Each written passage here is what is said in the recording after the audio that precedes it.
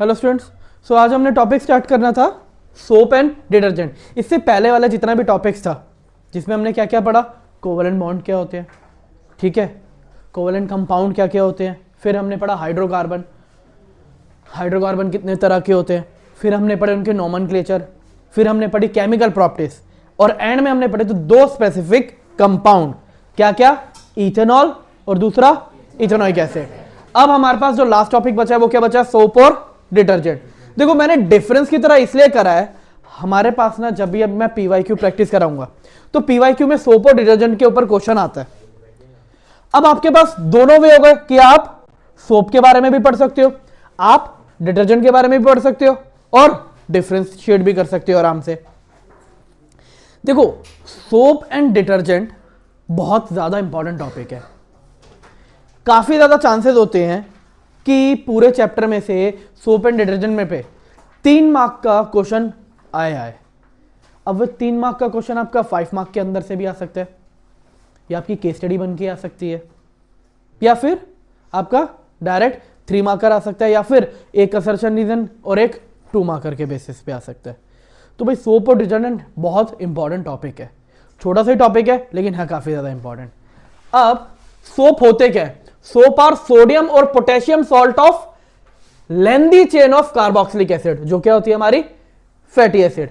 याद करो हमने लास्ट क्लास के अंदर मैंने आप लोगों को मेंशन करा था रिएक्शन, सपोनिफिकेशन रिएक्शन क्या होती है, CH3COO C2H5 प्लस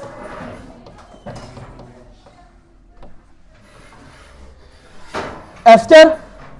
एस्टर के अंदर हम क्या ऐड कर रहे हैं, सोडियम हाइड्रोक्साइड। हमें क्या मिलता है, CH3COO प्लस C2H5OH। तो ये मुझे क्या दे रहा है, सोडियम एसिटेट। अब पॉइंट क्या है बच्चों, रिएक्शन ना एक्चुअल में ऐसी नहीं होती।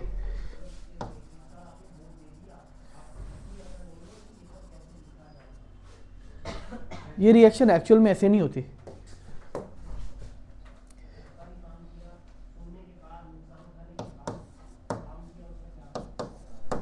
आर होता है यहां पे, आर का मतलब लॉन्ग चेन। यहां पे वर्ड यूज हो रहा है ना, क्या, लेंदी चेन। आप वर्ड यहां पे लेंदी की जगह लॉन्ग चेन भी यूज कर सकते हो, ठीक है। इनके पास आयनिक ग्रुप क्या होता है, COO, एक second, COO negative Na positive. ये टाइपिंग की वजह से थोड़ा सा एरर है। डिटर्जेंट की अगर हम बात करें तो डिटर्जेंट में क्या है, ये क्या होते हैं, sodium salt of long chain of benzene sulphonic acid और हाइड्रोजन सल्फेट, ठीक है। तो बेसिकली यहां पर ये आयनिक क्या था, ये था ऑर्गेनिक, ठीक है। और यहां पर हम क्या यूज करते हैं, आर्टिफिशियली क्रिएट कर रहे हैं, तो इसके अंदर पार्ट क्या आ जाता है, इनऑर्गेनिक, ठीक है। वो ग्रुप क्या है हमारा, SO3 नेगेटिव, HSO3 नेगेटिव और Na पॉजिटिव, क्योंकि हाइड्रोजन सल्फेट की बात कर रहा हूं यहां पर मैं, ठीक है। या फिर एक सेकेंड,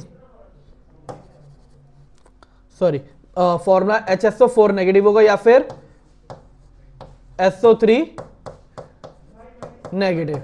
ये हाइड्रोजन सल्फेट और ये सल्फोनिक एसिड के अकॉर्डिंगली। हमारे को पहला डिफरेंस पता चला कि अगर आपसे पूछा जाए सोप क्या होते हैं, लॉन्ग चेन ऑफ सोडियम और potassium salt of long chain of carboxylic acid. These are the sodium salt of long chain of benzene sulfonic acid और alkyl hydrogen sulfate। सोप क्या कहां यूज हो सकते हैं,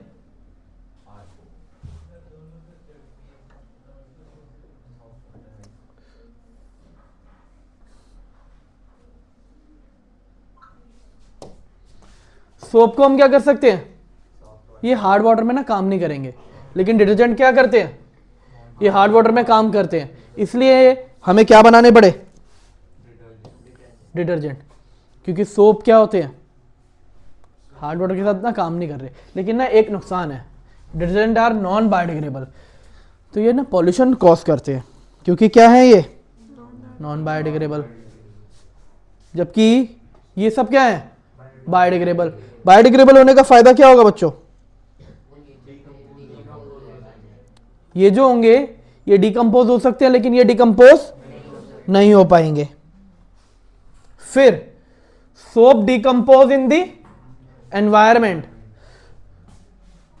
soap have low cleaning power, detergent are highly effective cleaner. तो यहां पर ना डिफरेंस में हम याद रखेंगे, सोप क्या होते हैं,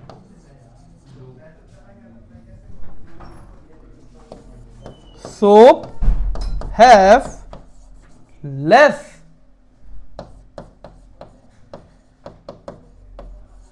क्लीनिंग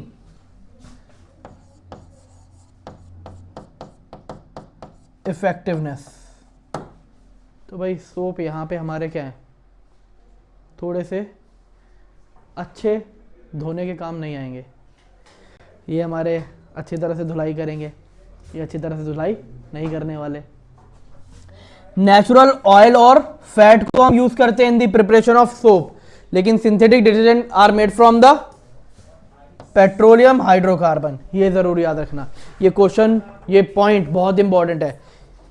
काफी बार आप एमसीक्यू में पूछा गया है कि जो हमारे डिटर्जेंट है, डिटर्जेंट के लिए जो सबस्ट्रेट है वो यूज कहां से किया जाता है, पेट्रोलियम हाइड्रोकार्बन। ठीक है, next cleaning action of soap. Soap क्या होते हैं, soap are molecule in which two end have different properties.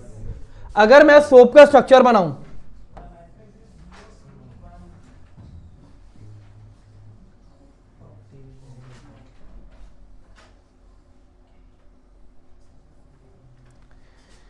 ये सोप है,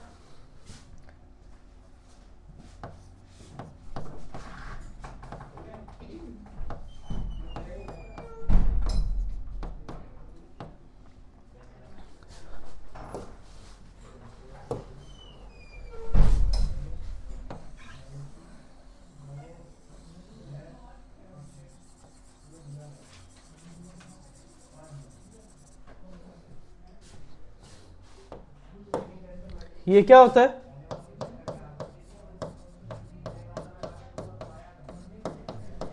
हाइड्रोफोबिक हेड, और ये क्या है,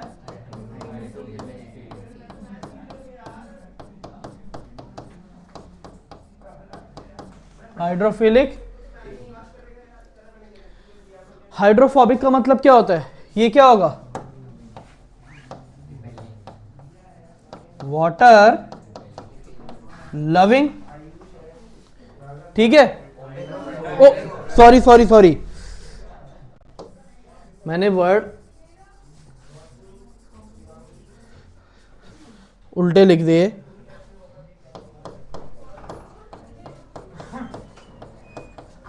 हाइड्रोफोबिक टेल होती है और हाइड्रोफिलिक हेड होता है। और हाइड्रोफिलिक हेड क्या होता है,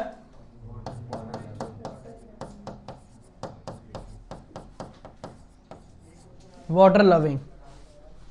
जबकि टेल क्या होती है,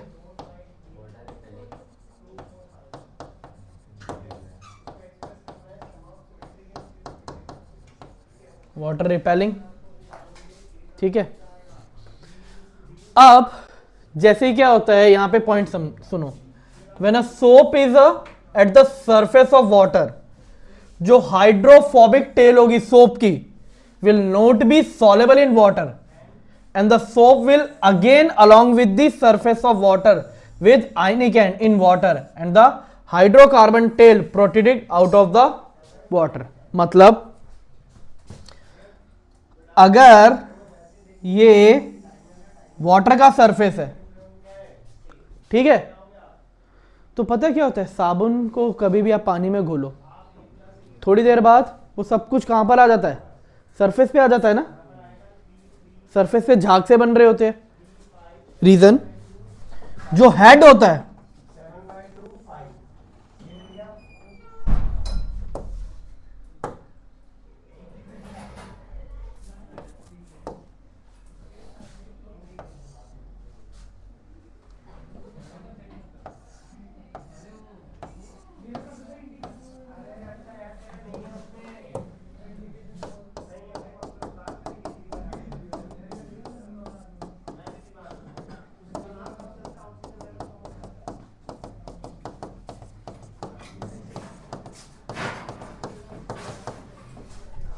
ये वाटर सरफेस पे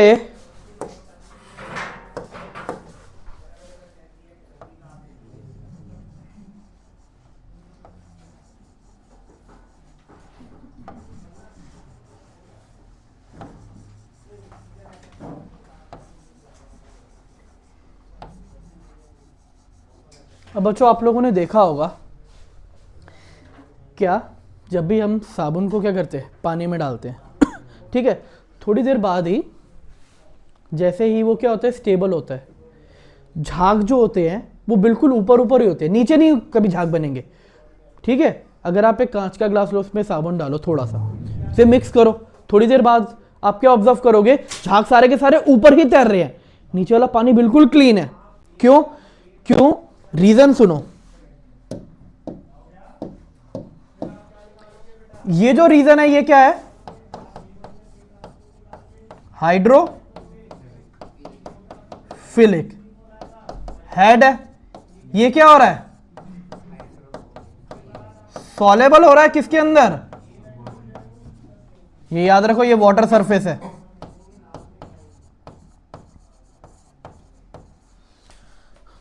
तो वो पूरी तरह से मिक्स हो गया ना रीजन, क्योंकि ये क्या होता है, आयनिक। ना ना ना, वाटर लविंग तो हम पढ़ ही रहे हैं, आयनिक। और वाटर भी क्या प्रॉपर्टी शो करता है, आयनिक नेचर शो करता है ना, आयनिक नेचर शो करता है, आयनिक है नहीं। ऐसे ही सोप का ये पार्ट क्या शो कर रहा है, आयनिक नेचर शो कर रहा है, आयनिक है नहीं। ठीक है, और हमने मेटल एंड नॉन मेटल में क्या पढ़ा था, आयनिक प्रॉपर्टी जो भी शो करेगा वो क्या होगा, ऑब्वियस सी बात है वो पानी में डिसॉल्व हो जाएगा, इजीली सॉलेबल है। लेकिन भाई ये क्या है, हम इसके लिए एक और वर्ड यूज करते हैं बच्चों, क्या, पोलर। आप आयनिक वर्ड यूज करो या फिर पोलर, और जो टेल होती है वो क्या होती है, नॉन पोलर। ये क्या है,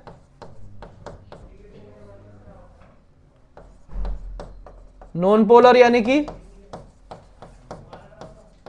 हाइड्रोफोबिक टेल, जो भाई पानी में ना कभी घुलना ही नहीं चाहेगी। अगर ये पानी में कभी घुलना ही नहीं चाहेगी, पानी में मिक्स होगी, आप जितनी मर्जी कोशिश कर लो पॉसिबल ही नहीं है। तो इस तरह से ये स्ट्रक्चर फॉर्म होता है अगर आप क्या करोगे, सोप को किसके अंदर डालोगे, पानी में। ठीक है, देन याद रखिए, inside water molecule have unique orientation that keep the hydrocarbon portion out of the water. This cluster of molecule in which the hydrophobic tail in interior of the cluster and the ionic end are on the surface of the cluster. This formation is called micelle formation. तो ये जो structure बताया ना कि head कहाँ रहने वाला है, पानी के अंदर, झाग का रहने वाले हैं, तो पानी के ऊपर आपको क्या देखने को मिलेंगे, झाग ना। तो वो जो झाग बन रहे हैं, वो झाग बनने की प्रोसेस को क्या कहते हैं हम, मिसेल फॉर्मेशन। तो पहले ये बताओ, अगर आपके पास क्वेश्चन आता है कि मिसेल फॉर्मेशन क्या होती है, आप डेफिनेशन बच्चों यहां से यूज करोगे कि पानी के अंदर मॉलिक्यूल एक यूनिक ओरिएंटेशन शो करते हैं, जिसके अंदर cluster of molecule in which hydrocarbon tail क्या होती है, इन दी interior of the cluster and ionic end on the surface of the cluster, और क्या फॉर्म करते हैं, मिसेल फॉर्मेशन। और इसी की वजह से क्या होते हैं, जो डर्ट है वो क्या हो पाता है, रिमूव हो पाता है। अब इसका स्ट्रक्चर बनेगा किस तरह से, क्योंकि क्लस्टर की बात हो रही है, ये क्लस्टर नहीं है, ये तो मैंने ये बताया कि सरफेस पे क्या हो रहा है, क्लस्टर कैसे बनेगा।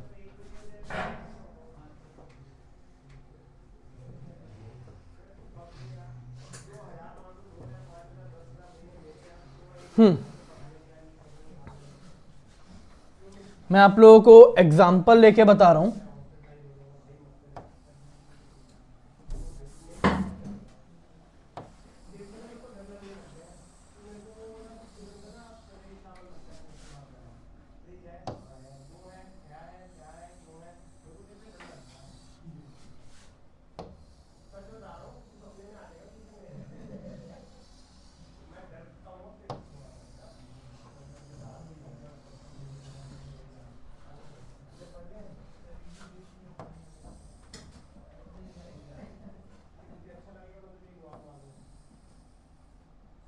ये सरफेस है, ठीक है,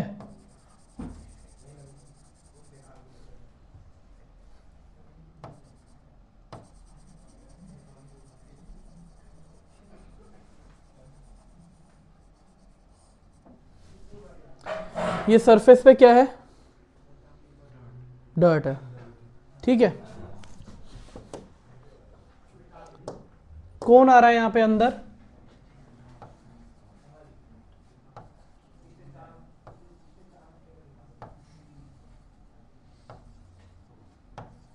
हमने सोप को मिक्स करा पानी के अंदर, सरफेस पे नहीं गया अभी वो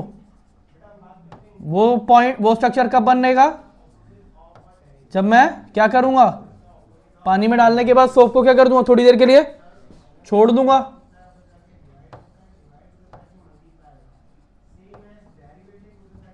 अभी ये स्ट्रक्चर है, इसके अंदर जा रहे हैं। अब एक बात बताओ, ये जो डर्ट है ये क्या है, डर्ट, और ये डर्ट किस चीज का है, ऑयल। अब ऑयल का नेचर क्या होता है, हाइड्रोफिलिक या हाइड्रोफोबिक, हाइड्रोफोबिक। अगर ये हाइड्रोफोबिक है तो कौन सा पार्ट इससे अट्रैक्ट करेगा, ऑब्वियस सी बात है कि हेड वाला तो यहां पे नहीं आने वाला, जो ऑयल से क्या करेगा, अट्रैक्ट करेगा, क्योंकि हाइड्रोफोबिक अगर ये है, सॉरी ये क्या है हमारा नॉन पोलर, तो टेल भी क्या होती है, नॉन पोलर, और टेल हाइड्रोफोबिक है, तो ये भी हाइड्रोफोबिक ही होगा, तो टेल इससे आके क्या होगी, अट्रैक्ट।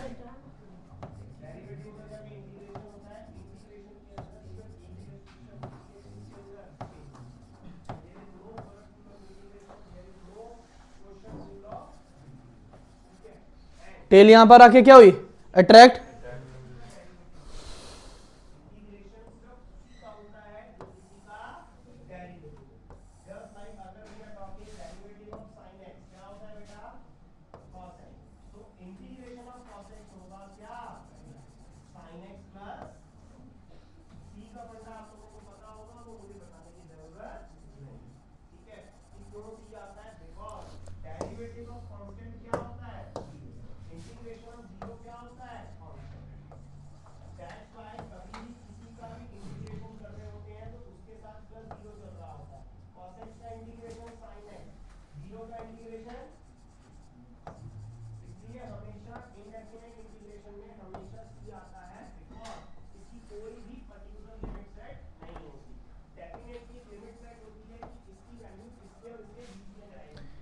अब ये मॉलिक्यूल क्या कर रहे हैं, सोप के मॉलिक्यूल डर्ट को निकाल रहे हैं।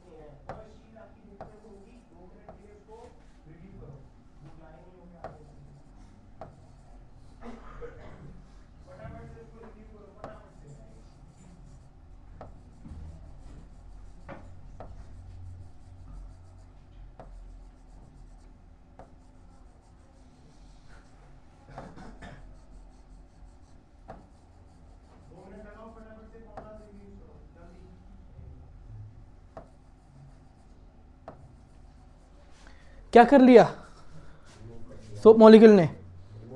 पूरे के पूरे डर्ट को कवर कर लिया।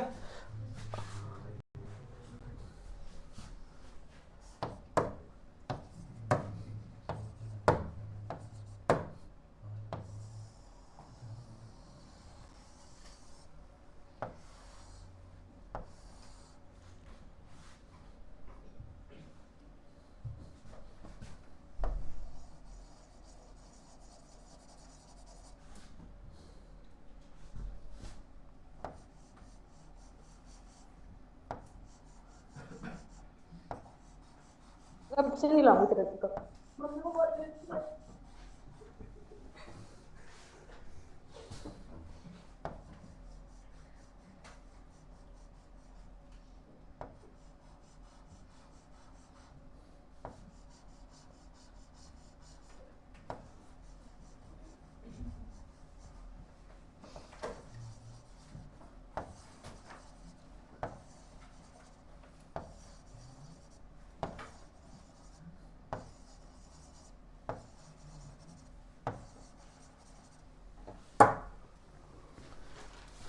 सो बच्चों यहाँ पर ये क्या स्ट्रक्चर फॉर्म हो रहा है?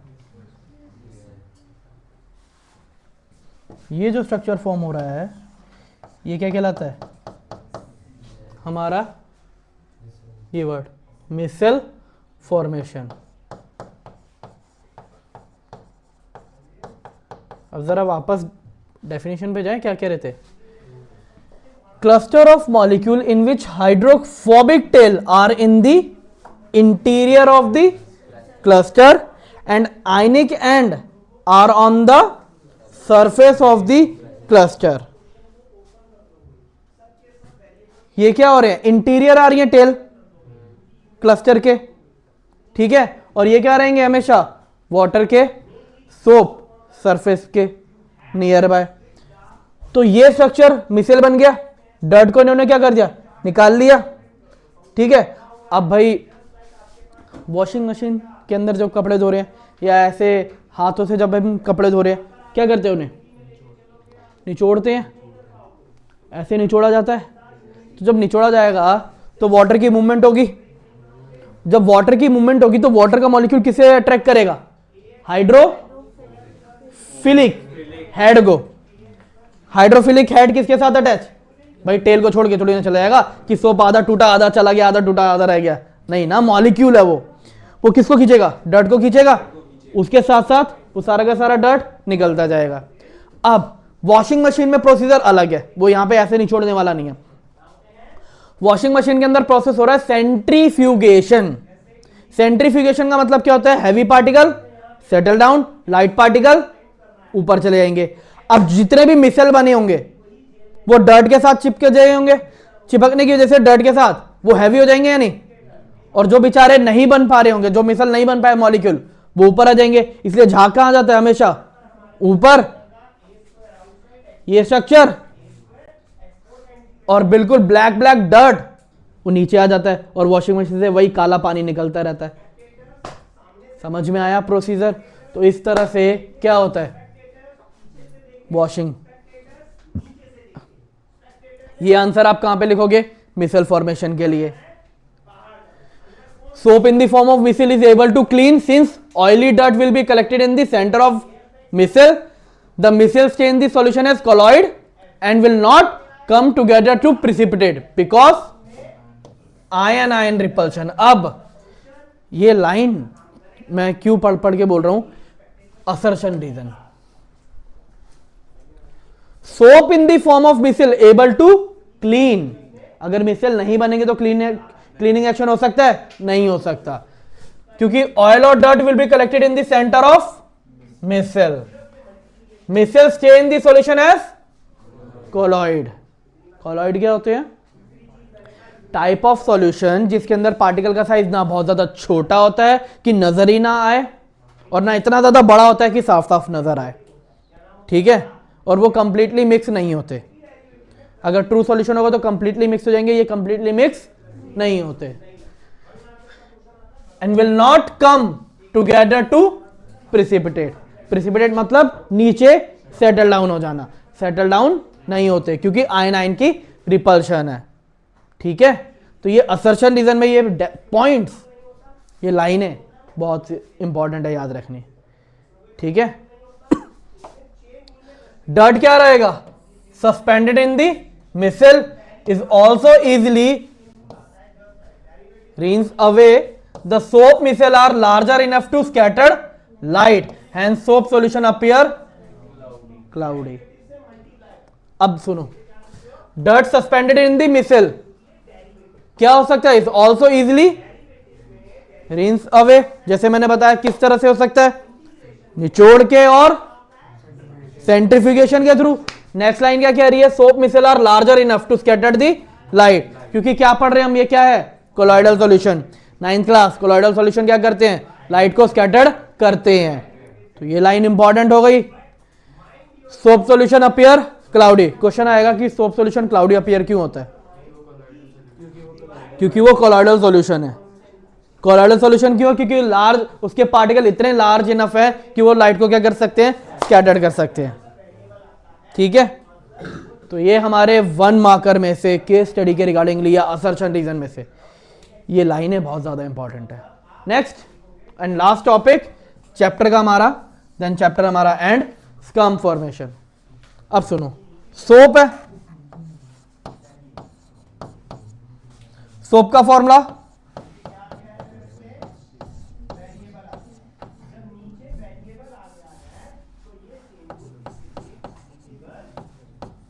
बाय द वे सोप का तो ये फॉर्मूला नहीं है, लेकिन अभी तो हम यही यूज करेंगे। यहां पे मैंने बताया था आर यूज होगा। अब यहां पे हमें एक चीज याद रखनी है, जो वाटर होता है वो हमारा 2 तरह का होता है।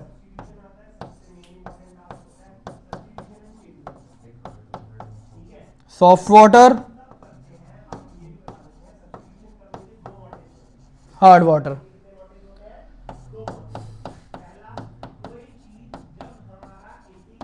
नो इम्प्योरिटीज क्या कंटेन करता है? ये contain impurities like magnesium chloride, calcium chloride, magnesium sulphate और ये सारे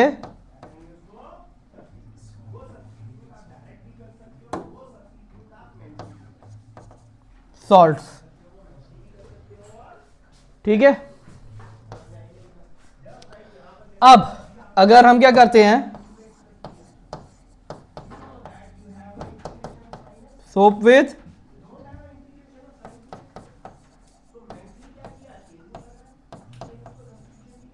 hard water, CH3COONA minus plus, किसके साथ रिएक्ट करेगा? ये मैं आसान वाला ले रहा हूं बच्चों, magnesium chloride. Type of reaction क्या शो होगी?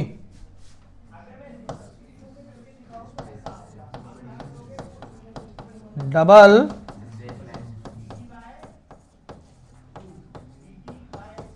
डिस्प्लेसमेंट।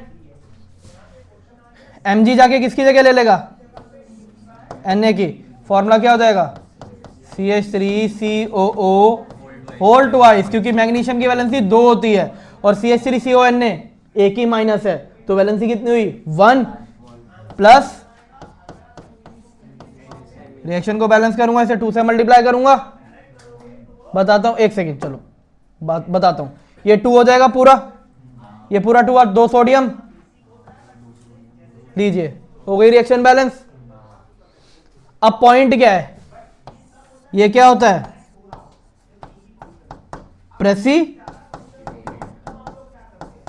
बच्चों अगर ये प्रेसिपिटेट बना लेगा तो मिसल बनेंगे।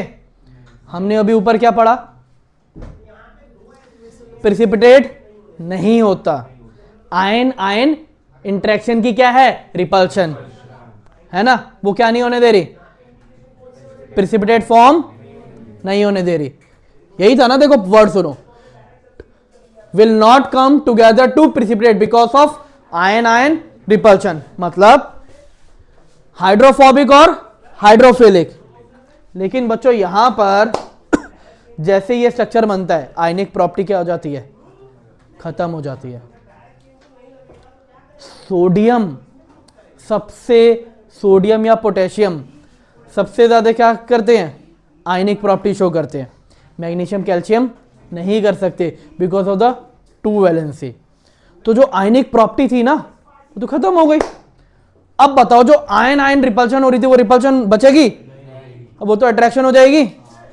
अब अट्रैक्शन होने की वजह से जो मॉलिक्यूल आपस में मिक्स होना चाहते वो मिक्स हो जाएंगे, और जो मिक्स नहीं होना चाह रहे थे वो अलग हो जाएंगे, और इसलिए मुझे क्या मिलेगा, प्रेसिपिटेट।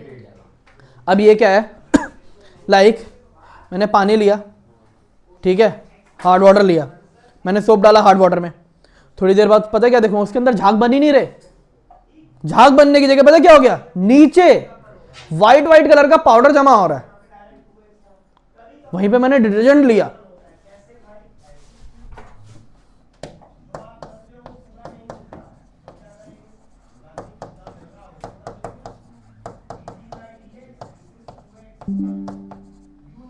क्या लिखूंगा, नो रिएक्शन अकर, यानी कि नो पीपीटी फॉर्म। क्या मिलेगा मुझे, मिसेल फॉर्मेशन। भाई मिसेल फॉर्मेशन हो रही है तो कोई रिएक्शन हो रही है, नहीं। आपके पास अगर ये क्वेश्चन आए कि केमिकली डिफरेंशिएट करो किसको, सोप और बेस को, सॉरी डिटर्जेंट को, केमिकली मैंने क्या बोला, तो केमिकल रिएक्शन शो करनी है। अब फिजिकली की बात की जाए तो हम क्या बात करेंगे कि ये कंपाउंड ये है, ये सोप के, ये क्या करेगा, ये हार्ड वाटर के साथ रिएक्ट ये करता है। अरे लेकिन अब तो केमिकल रिएक्शन पूछ रहे हैं ना, तो यहां पर आप ये रिएक्शन लिखोगे, यहां पर ये क्या लिखोगे, स्कम फॉर्मेशन होती है किसके साथ, सोप के साथ, अगर हार्ड वाटर है। लेकिन डिटर्जेंट स्कम फॉर्मेशन शो नहीं करेंगे, बल्कि क्या करेंगे, मिसेल फॉर्मेशन, और कपड़े तब भी धुल रहे। इसलिए आज क्या यूज किया जाता है, डिटर्जेंट। डिटर्जेंट कहाँ कहाँ यूज होते हैं, शैम्पू, बॉडी, ठीक है, आजकल साबुन की जगह वो आता है ना, बॉडी वॉश, फेस वॉश, है ना, टाइड, सर्फ एक्सल, एरियल, क्या है ये सब के सब डिटर्जेंट। साबुन तो बचे ही कम है। साबुनों का यूज किस लिए होता है, साबुनों का यूज आजकल तो बर्तन धोने के लिए भी साबुन यूज नहीं होते, वहां पर भी लिक्विड विम आ गया है, और वो भी क्या है, डिटर्जेंट। लेकिन इससे एक बड़ी प्रॉब्लम है, डिटर्जेंट क्या कॉज करते हैं, पॉल्यूशन, क्योंकि वो क्या है, नॉन बायोडिग्रेडेबल। तो इसीलिए अभी सबसे ज्यादा रिसर्च इसी चीज पे चल रही है कि क्या बनाया जाए, बायोडिग्रेडेबल डिटर्जेंट, ताकि एनवायरनमेंट को कोई नुकसान ना हो। कभी भी आप बॉडी वॉश परचेज कर रहे हो उसके पीछे ना मेंशन होता है क्या, बायोडिग्रेडेबल, नॉन बायोडिग्रेडेबल, इवन इसका एक मार्क भी होता है, सेपरेटली कंपनीज देती हैं, ठीक है। आप देखते होगे कि अरे एक बॉडी वॉश में ले रहा हूं या ले रही हूं तो इसका प्राइस कुछ है कि कुछ एक पर्टिकुलर एमएल का सेम, एक का है 150, एक का 250, ये इतना जमीन आसमान का फर्क कैसे हो गया भाई, और अमाउंट दोनों में सेम ही आ रहा है। रीजन, सस्ते वाला जो होगा वो नॉन बायोडिग्रेडेबल होगा, महंगे वाला जो होगा वो बायोडिग्रेडेबल होगा, बस ये रीजन रहता है, ठीक है। लेकिन धीरे धीरे अभी यही चीज पे वर्क चल रहा है कि नॉन बायोडिग्रेडेबल को बिल्कुल ही क्या किया जाए, बंद किया जाए। लेकिन अभी एकदम से नहीं कर सकते क्योंकि हमारे पास प्रॉपर अच्छी तरह से इतने ज़्यादा रिसोर्स नहीं है, इतने ज़्यादा बेटर नहीं है, क्योंकि उनको बनाने में और ज़्यादा पैसा खर्च होता है, तो बेचने भी महंगे पड़ते हैं, ठीक है। इसी के साथ बच्चों हमारा ये पूरा चैप्टर खत्म। आपका इसके ऊपर क्वेश्चन क्या क्या आ सकता है, cleaning action of soap, micelle formation, scum formation, soap और डिटर्जेंट में फर्क मैंने बता दिया, डिफरेंस केमिकली और फिजिकली। तो चैप्टर अब हमारा पूरा का पूरा डन। नेक्स्ट अब हम स्टार्ट करेंगे इसके बाद PYQ अपना।